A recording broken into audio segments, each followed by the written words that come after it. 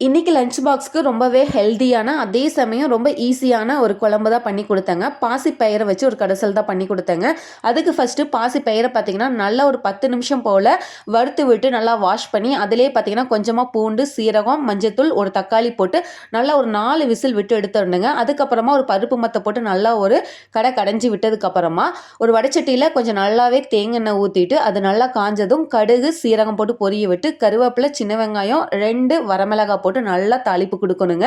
இதில பார்த்தீங்கன்னா, கொஞ்சமா பெருங்காயத்தூள் போட்டு, இந்த தாளிப்ப தூக்கி இந்த குழம்புல கொட்டிட்டோம்னா, சிம்பிளா நம்மளுக்கு பாசிப்பயிறு கடைசல் வந்து ரெடி ஆயிரும்.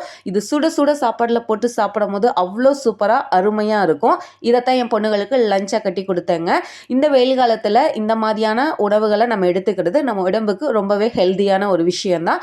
2 பேத்துக்குமே லஞ்சுக்கு இதத்தான் கட்டி குடுத்தேங்க. பெரியவளுக்கு மட்டும் சோயா சில்லி சைட் டிஷ்ஷா வச்சுட்டு, சின்னவளுக்கு முறுக்கும், பெரியவளுக்கு கடலை மிட்டாயும் வச்சாச்சுங்க.